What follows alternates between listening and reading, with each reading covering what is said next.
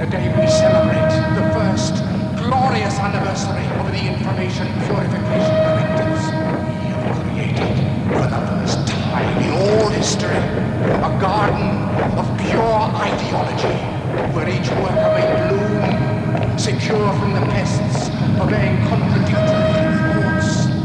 Our unification of thoughts is more powerful a weapon than any fleet or army on earth. We are one people, with one will, one resolve, one cause. Our enemies shall talk themselves to death, and we will bury them with their own confusion.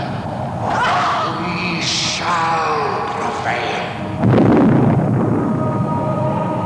On January 24th, Apple Computer will introduce Macintosh.